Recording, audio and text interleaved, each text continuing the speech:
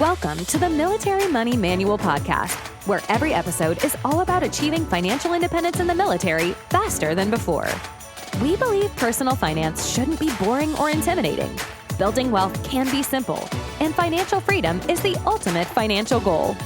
Now, here's your hosts, Spencer and Jamie. If you're interested in learning more about military travel hacking, pay attention. I created a 100% free course, the Ultimate Military Credit Cards course, to show you how to get premium luxury travel rewards credit cards and pay no annual fees. You can sign up right now at militarymoneymanual.com/UMC3, and I'll send you the first day of the course immediately. We're talking about cards like the Platinum Card from American Express, the Chase Sapphire Reserve Card, and luxury hotel credit cards like the American Express Hilton Honors Aspire Card. The Ultimate Military Credit Cards course is 100% free to you. I explain how to verify your eligibility for annual fee waivers with the Military Lending Act, or MLA. I've run the course for over 5 years now, and we just celebrated our 10,000th graduate. Our graduates of the Ultimate Military Credit Card course have saved over $10 million in credit card annual fees. On a personal note, my wife and I receive over $12,000 of annual fee waivers every single year. The Ultimate Military Credit Cards course is an absolute beginner's guide to travel hacking and opening up your first annual fee waive credit card while you or your spouse is in the military. There's no spam, no fluff. The only emails you'll get from me are related to the credit card course, and you can subscribe at any time and there's no cost to you. You can sign up for free right now at militarymoneymanual.com/UMC3. Again, that's militarymoneymanual.com/UMC3.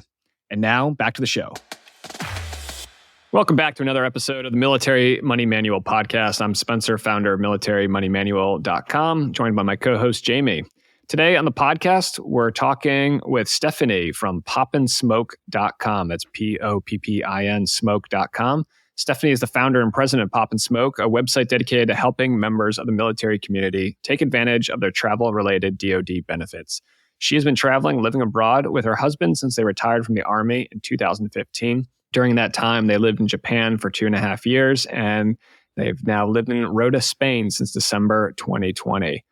Through her website, Stephanie shares everything she and her husband learned about space age travel using military benefits while abroad.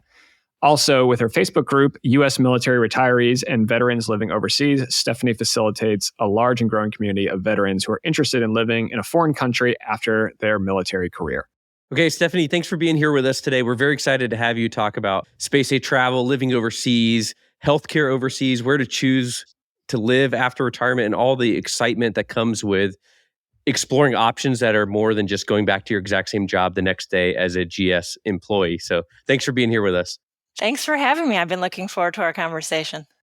The first thing I want to ask about is experience with the space aid travel. A lot of times when we talk space aid, we get kind of in the weeds real quickly on categories and sign up timing and how to email the passenger terminals and all those things. But why should people explore space aid travel and start looking for adventure maybe after the military, or maybe while they're in the military, or as families when they're living overseas?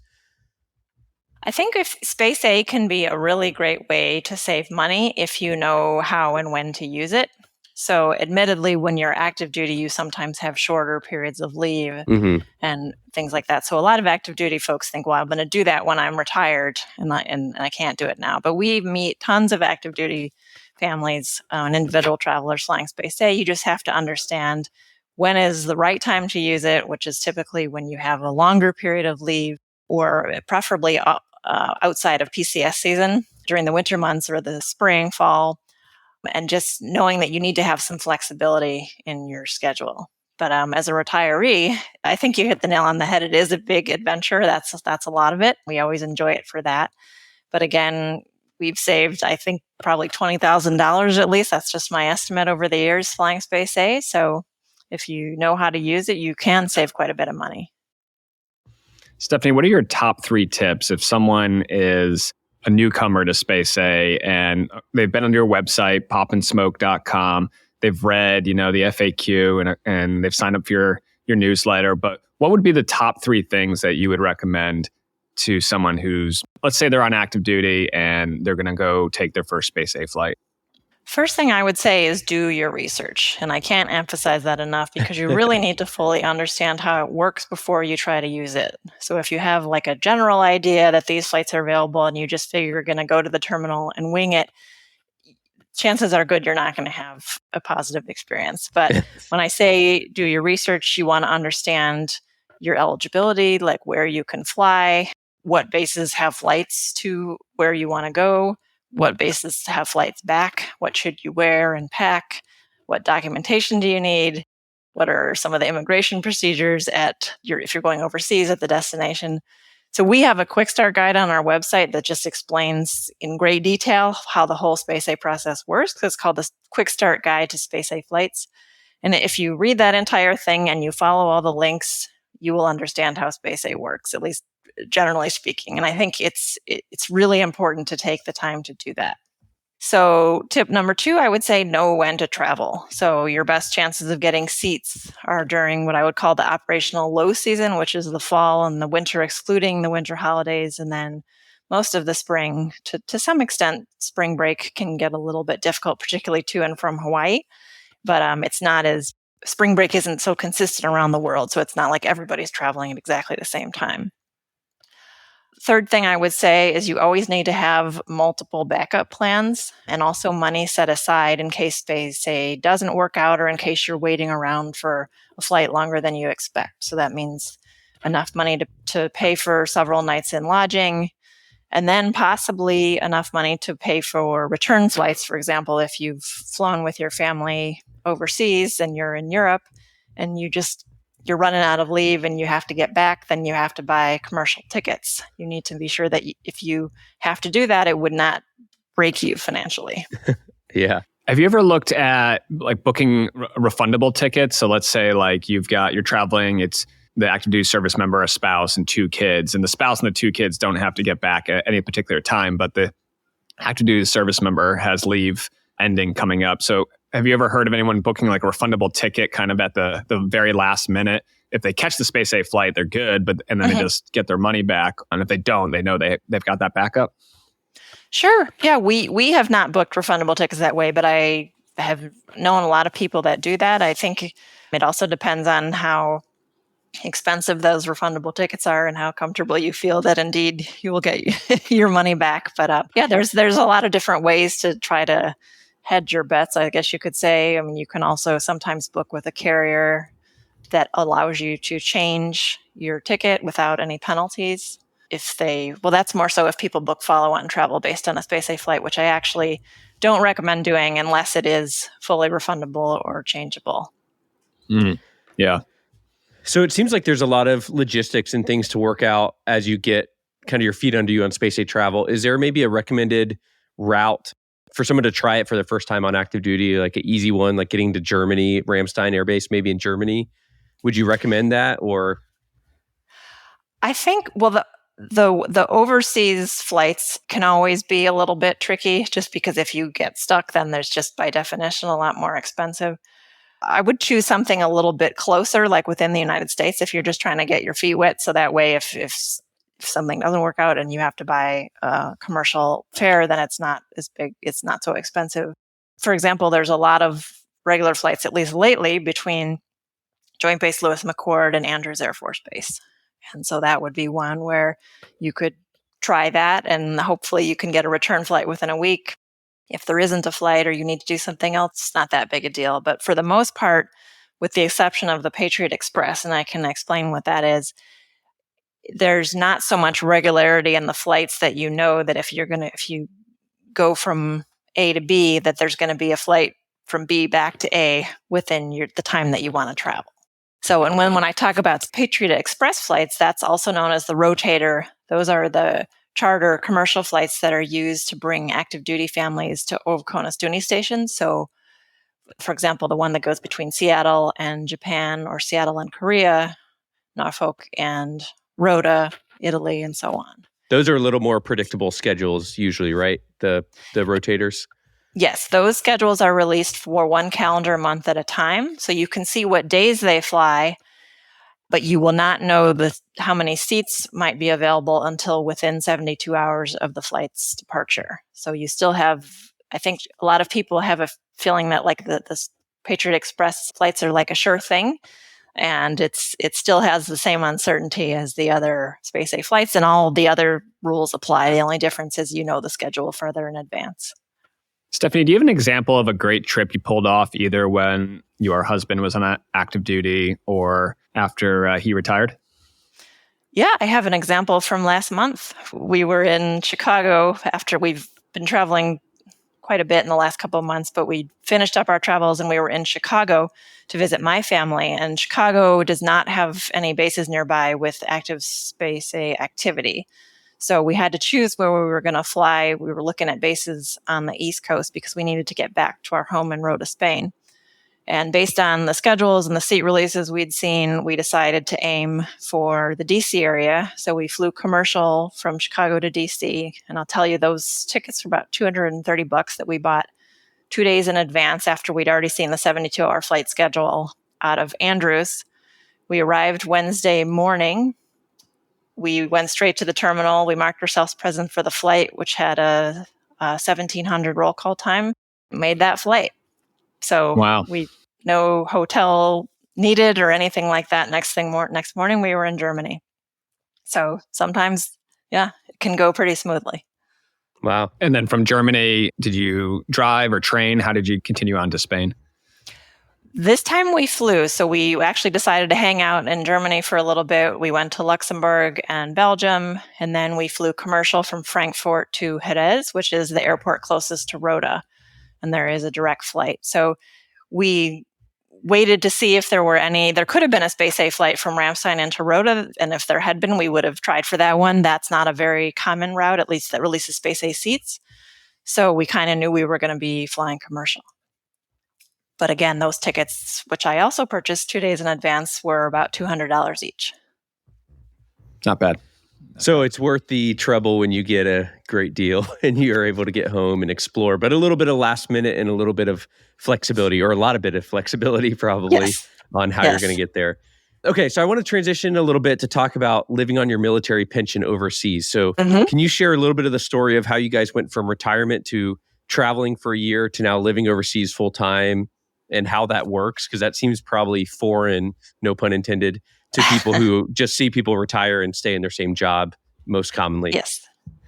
Yes. So as we were looking towards my husband's retirement, I kind of came up with the idea of doing a gap year. Actually, I was interested in traveling, and I was kind of at a good point in my job to take a break. We were renting our house. We didn't have any debt, and we were it wasn't going to get too much. There wasn't going to be a better opportunity necessarily. The only sticking point was what we would do after that year when we got back, because we planned to come back to the U.S., have jobs again, and regular lives like everybody else.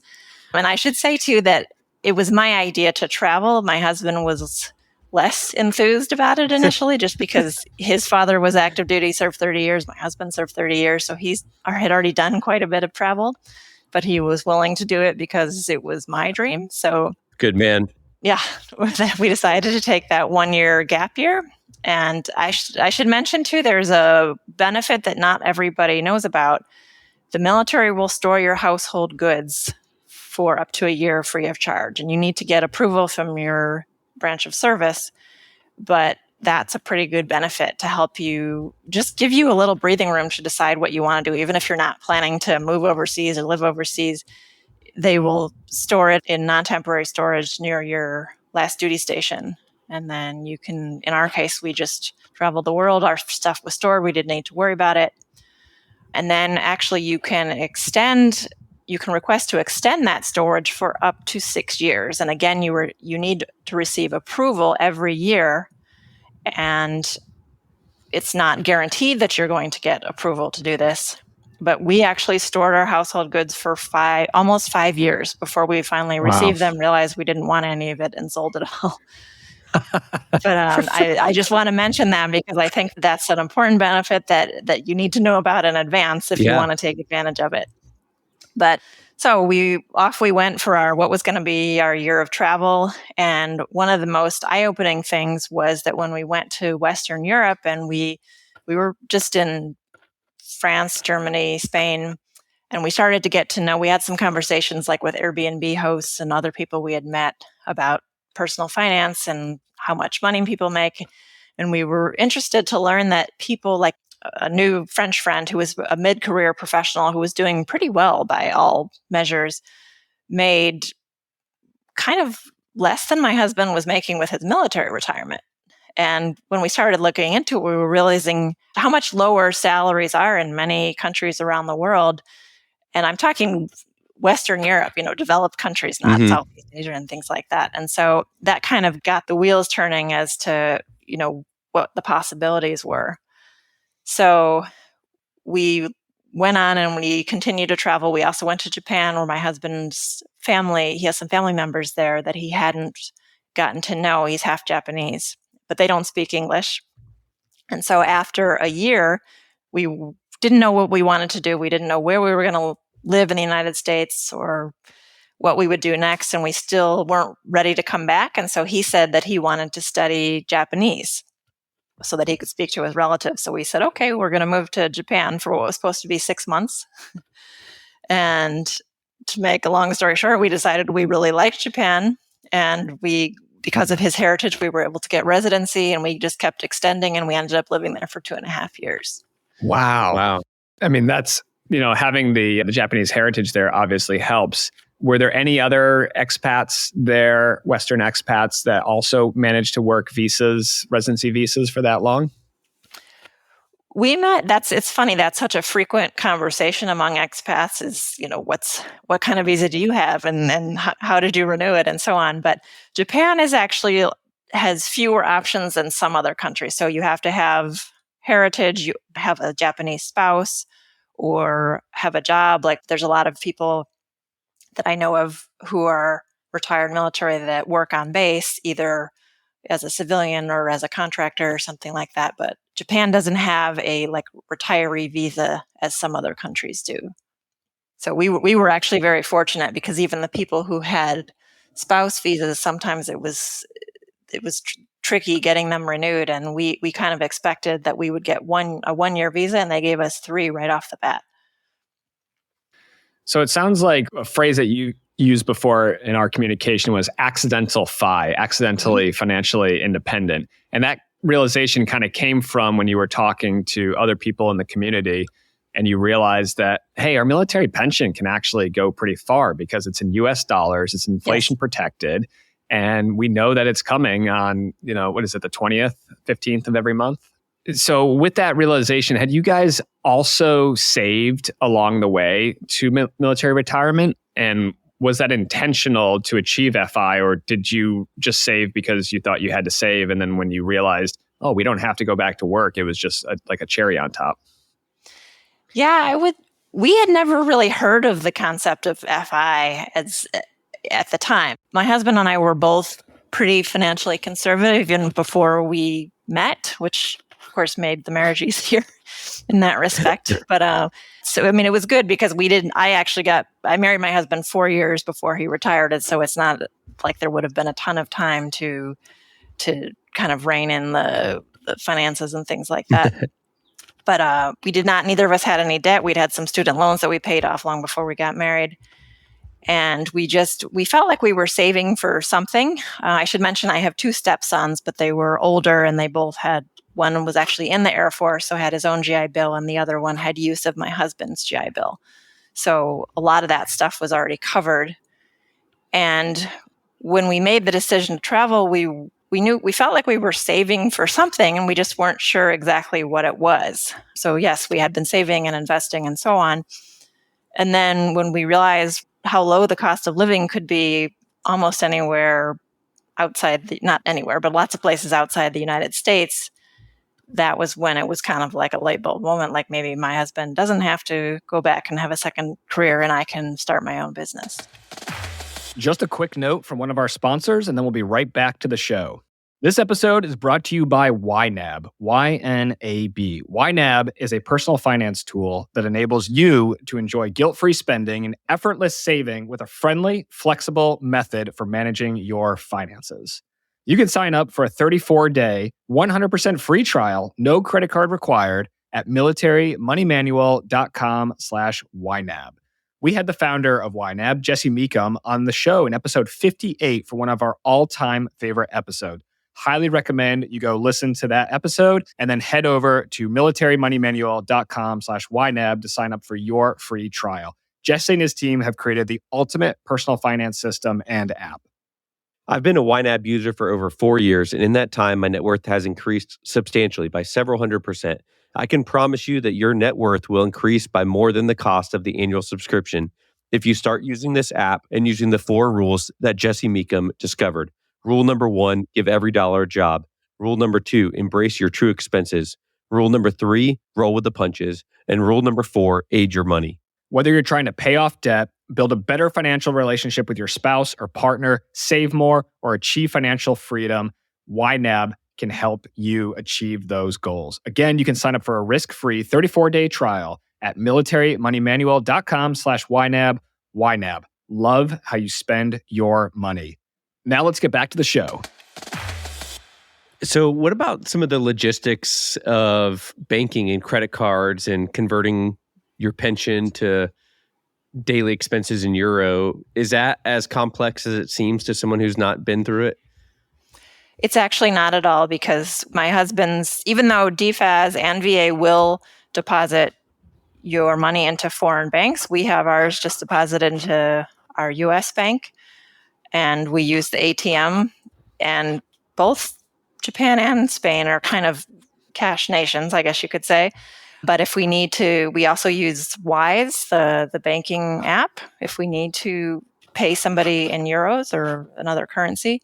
But all of that stuff has just been fairly simple. We figured it out kind of on the fly, but we just do everything online. Okay, and Stephanie, and then the other big question I had was about healthcare. So obviously one of the big benefits of a military retirement is the TriCare that comes with it. And I think you're one of the few voices that really talks that I've ever seen that talks about the ability to use that benefit overseas somehow. How does that work? So basically, anybody who is enrolled in a TriCare program is covered overseas. And covered doesn't necessarily mean that the provider is going to file the claim on your behalf. It just means that you have coverage. So when you're seeking medical care overseas, unless it's at a military facility, more than likely you will have to pay for the care out of pocket and then submit a claim to TriCare. And then no matter which program you're enrolled in, you actually submit it through TriCare overseas. They have an online portal that's actually quite easy.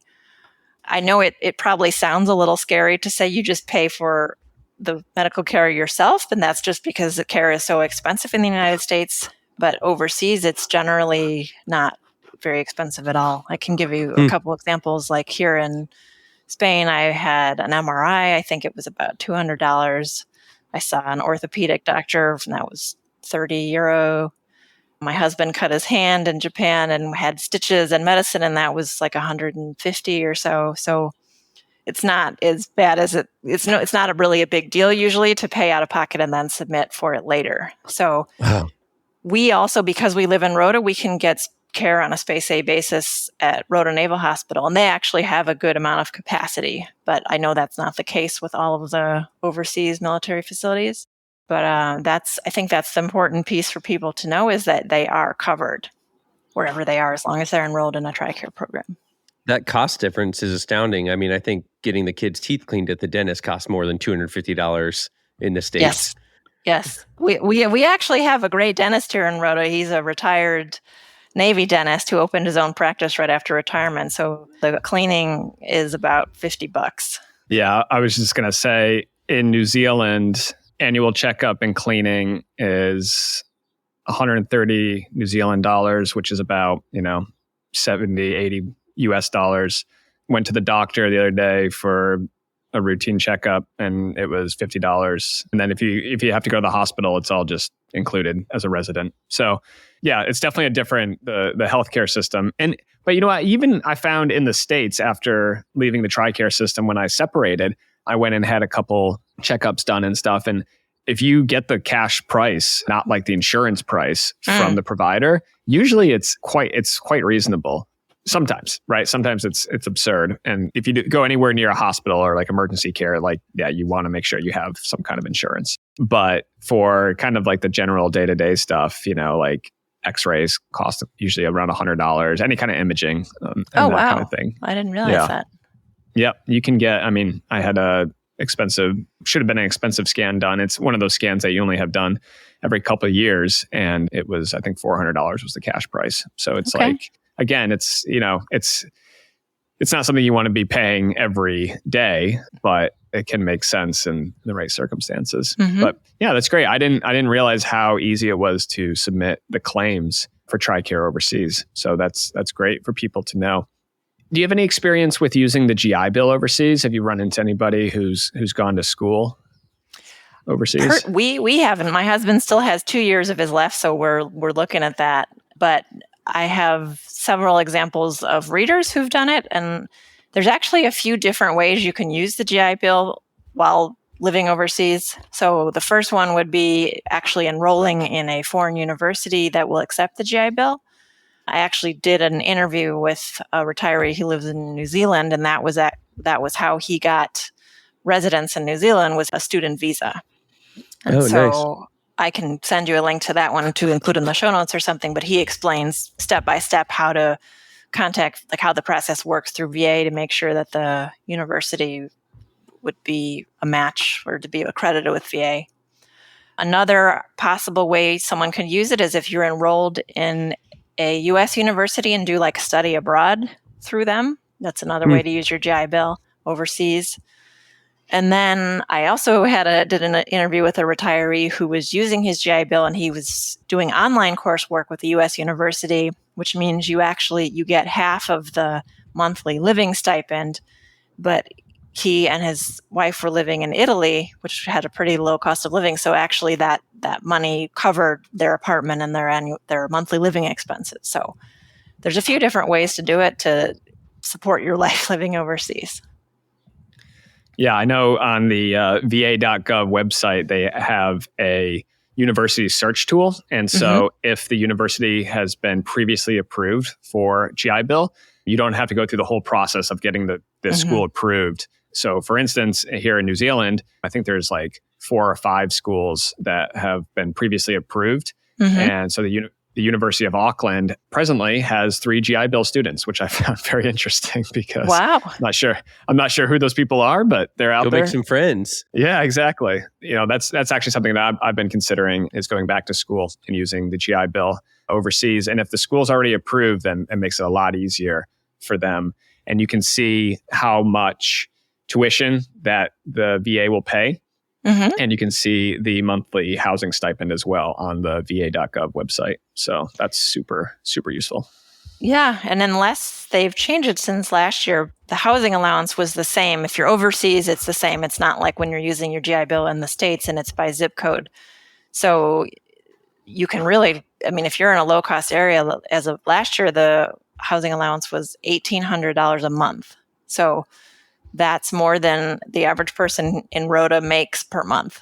That's, that just as a frame of reference. So that's a pretty great deal. If you're in Tokyo, it might not stretch quite as far, but still, it's a good amount of money if you're living overseas. Yeah, the US dollars coming in can definitely go a long way in a lot of countries around the world. So Stephanie, do you have any exercises or questions that you can use to help people think about what they want to do and where they want to go after they separate from the military? Let's say that, either your kids are grown up and out of the home, or maybe they're about to go off to college. And for the first time in your life, you might have this location independence, this location freedom, where the military isn't telling you where to live. Like, you get to go choose where you live. And maybe you've been in the military for 20 or 30 years and you've lived all over the world. And so you've kind of experienced some cultures in some other places, but do you have any exercises or questions that you use to help people kind of think through what's next and where to go? Mostly, I would say that if you can swing it financially, and a lot of your listeners are probably in a better position. I've been planning this, but more so than others. But use your terminal leave. Take that time to take a step back, maybe travel, or just don't rush into your next position and immediately think the logical thing to do is, go back and this is what I've been doing all this time, so I'm going to do it again just as a civilian. And think about also how much money you actually need, because it is true that, if you retire from the military as a senior leader, you can command a very high salary. But if you are at that point where maybe your kids are already in college, or you're in a good financial position, what is most important at that point? Is it to continue making money with the same lifestyle, or is it possible that you could live on your retirement and maybe a part-time job or something fun that you've always wanted to try? I always say that I think that TriCare is one of the most underrated retirement benefits, because that gives you the flexibility to do something besides having a second full-time job. You can start your own business or live overseas or whatever the case may be. So I would just urge people to stop and really think about whether you actually want to go immediately to a full second career, if there's something in interim or not working at all that would be feasible for you. So, Stephanie, what do you say when someone emails you and says, I'm thinking about living overseas, but I don't even know where to begin? What do you say to that person? I think you first have to narrow it down by thinking about what's most important to you. So is it in a place where do you speak any foreign languages? And is there a place that you can move where you can use one of those? If not, you probably need to aim for a place where not speaking the local language isn't going to be a problem right away. But I think everyone also has some preferences about weather, geographic location, all those things. Usually, I don't hear from people as much that are equally open to South America, Europe, and Southeast Asia. Usually people have, they know they want to live in Europe, for example. But there's a lot of questions to research depending on where you are in life too. Like, do you still have kids? Would you homeschool them? Would you send them to local schools? I think that once you have a few places in mind, and hopefully you can narrow it down to just a handful, I highly recommend going there, renting an apartment and staying there for at least several weeks, if not several months. I mean, the longer that you can do it, the better. It seems like a long investment of time and money, but it's really worth it, because the places that you love when on vacation, like living there, is a completely different story. And even living somewhere 6 months is different than, living there, having spent 1 month there. And we did that, for example, when we were trying to decide if we wanted to move to Rota. We came here in the winter, which is not, the weather was fine. It's not the best time of year here, but we spent about 3 months. It's also the kind of the slow time. There's not as much going on. And we wanted to ask ourselves, do we want to go through this process of applying for a visa to live here? And we concluded that we did, but there was actually another place we checked out in Portugal. And when we first got there, we thought, wow, we found it. This is where we want to live. And we kept extending our Airbnb, but by the end of about 6 weeks, we just figured we realized it wasn't the right fit. And so you definitely don't want to have uprooted yourself and all of your belongings from the U.S. to move somewhere and then figure that out 2 months later. Yeah, I think it's such a great tip in general. Just anytime you have a big transition to rent for a little bit, the number of friends and stories of people move when they get out or retire, they move, they start a job, they don't like the house, they don't like the job, they don't like the city, they uproot again. And part of the reason a lot of people get out is because they're tired of moving and they want to settle down forever. So renting temporarily is just a really good idea, I think, in a lot of situations, especially if you're doing something as drastic as moving overseas. Yeah, I see that a lot too. A lot of military people can't wait to be in their forever home after retirement. And then a year later, they're asking, okay, where to next? Like they're too accustomed to the next, they're ready for the next adventure. So yeah. Do you have any resources, Stephanie, that you can point people to where they can ask more questions? I have a Facebook group called U.S. Military Retirees and Veterans Living Overseas, and that is a great place to ask a lot of questions and learn from fellow members of the military community who are already living overseas as civilians. And then also on my website, poppinsmoke.com, you'll see when you land there, there's a whole section related to expat life, living overseas. We have an interview series where we interview military retirees who moved overseas with lots of detailed Q&A about how they made it happen, what they like, what they don't like, and so on. So those are all great resources. Do you have a similar group for people with Space A travel questions on Facebook? I don't have a Space A group. There's a bunch of those on Facebook already. So I think the idea is that I've tried to address as many questions as possible with the stuff that I write in my articles and head off some of those questions. And then, of course, I field a lot of questions via email or directly on my Facebook page. I think, Stephanie, this is a great way to close out our episode. I have some rapid fire questions, but this is the most international episode we've ever recorded. So we have one in New Zealand, one in Hawaii, and one in Spain. So thank you for staying up late with us. It's morning time for both Spencer and me. We really appreciate you having on the show. So I'm going to close with a couple easy questions for you, hopefully. What is the easiest terminal to Space A from? I would say one of the easiest is Travis, just because there's a lot of activity going in and out, and also because you can walk to the lodging pretty easily, and they'll let you roll your luggage over on the luggage cart. Yes, Travis in Northern California, Travis Air Force Base, for those not familiar, is a great spot, and it's close to a lot of things to do right off base as well. What about your favorite aircraft to Space A on? My favorite aircraft is a C-17, and nailed it. Yeah. Right answer. I think lots of Space A travelers like the Rotator, the Patriot Express, just because it is a commercial carrier and you don't have to wear any special clothes or bring an air mattress or anything like that. To me, the C-17, all that is part of the fun, and there's a lot more leg room generally on the C-17. So we bring our blow-up mattresses, and as soon as the aircraft hits altitude, we lie down and go to sleep. So there's no better way to travel. I would say that my order of preference is like Emirates first class, Singapore first class, then a C-17, and then economy. Like I would much rather, anytime I can lay out on a plane, I am much happier than being forced to sit in a seat, especially on those long haul flights. Yes. Yeah. I love seeing the families with pack and plays and pool noodles and pool floats and air mattresses inflated in the back of the C-17. It's great. That was a trap and you passed that test. So good job. And then lastly, the hardest thing to adjust, or any funny stories about just Western culture, American culture, now living overseas, anything that was hard to get used to?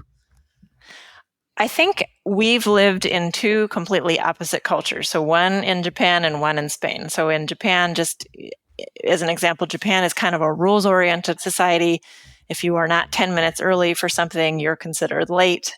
Everything is by the rules. And then Spain is kind of the opposite. Whereas I always kind of joke, like, if you can get away with it in Spain, it's legal, like typically as it comes to like where to park or driving things and things like that. So I would say that both of those took some adjustment. We're a little bit more Japanese than we are Spanish. And so we're still trying to learn to relax more here in Spain, but we're enjoying the ride. Both are fun. Stephanie, this has been a great time. Thanks so much for coming on the podcast and talking to us about Space A travel, living overseas on a military pension, using TriCare overseas. Lots of great tips for military retirees and active duty folks to utilize their benefits. Again, Poppin Smoke, that's Poppin smoke.com is where you can find her. And she's got a great mailing list there. She'll send you some free stuff as well, so you can deep dive into the military benefits that Stephanie talks about. Poppinsmoke.com is the website, and she's got over 10,000, congrats on that, subscribers to the mailing list. So that's pretty awesome. So thanks again for coming on the show. Thanks for having me. It was fun. That was a great episode with Stephanie. I learned a lot. My 3 top takeaways are what she told us about living overseas after retirement and how you can explore other options. Number 2, you can store your stuff with approval for 1 year after retirement, so you don't have to feel the pressure to move right away. And if your branch approves it, you can keep it in storage for a year for free. And then you can get approval to keep it for up to 6 years total, but you pay the remainder years after year one. That's a really neat benefit to give you some options. And then the last top thing I learned about with Stephanie was about TriCare overseas and how you can still be covered with your benefits living overseas. Overall, a lot of neat information about space age travel, living overseas, TriCare, GI Bill, and how to choose where to live after retirement, and just kind of open up the aperture for your options after you leave the military, and great ways to continue using your military benefits after the military. Guys and gals, if you find this information valuable, the best way you can say thank you is a 5-star review on Amazon, Apple, Spotify, wherever you listen to the podcast. And if you want to reach out to me and Jamie's podcast at militarymoneymanual.com or Instagram at militarymoneymanual. We'll catch you on the next episode. Thanks so much for tuning in to this episode of the Military Money Manual podcast. If you're enjoying the show, please feel free to rate, subscribe, and leave a review wherever you listen to your podcasts. This helps others find the show, and we really appreciate it. Thanks again for tuning in, and we'll catch you in the next episode. This episode is brought to you by my favorite military personal finance book, The Military Money Manual, a practical guide to financial freedom, written by our very own Spencer Reese. That's right, Jamie. I wrote this book because I wish someone had handed me a book like this on my first day in the military. There were no personal finance books written specifically for military service members. So I decided to change that and write the book. In this book, I explain the exact money tactics and investing strategies that enabled me to achieve financial independence while I served in the U.S. Air Force. So Spencer, who is this book for? If you're in the military, and we're talking about Army, Navy, Air Force, Coast Guard, Marines, whether you're active duty, Guard, Reserve, enlisted, officer, a military spouse, a cadet, it doesn't matter which branch of the armed forces you are in. I wrote this book specifically for you. In addition, any ROTC or Academy cadet or midshipman would also benefit from the game plan for financial success that I lay out in the book. With dozens of 5-star reviews on Amazon and hundreds of happy readers, it's no wonder that the Military Money Manual was selected by the U.S. Air Force Academy Association of Graduates as a parting gift for the class of 2023. Ryan from Goodreads.com says, the most comprehensive investing personal finance book written specifically for military members I've read so far. This book should be handed to every new lieutenant at commissioning. On Amazon.com, Matt reviewed, this book should be on the Commandant's reading list. And lastly, Jonathan on Amazon said, this is the book I wish I read when I joined. The Military Money Manual is available on Amazon, Audible, and my website in hardcover, paperback, ebook, Kindle, and audiobook. Podcast listeners are eligible for a special discount by using promo code PODCAST when you purchase the Military Money Manual on shop.militarymoneymanual.com. Again, that's the Military Money Manual, available on Amazon and shop.militarymoneymanual.com with promo code PODCAST. The views and opinions presented here are those of the speakers and do not necessarily represent the views of the DoD or its components. Reference to any commercial products or services does not constitute DoD endorsement of those products or services.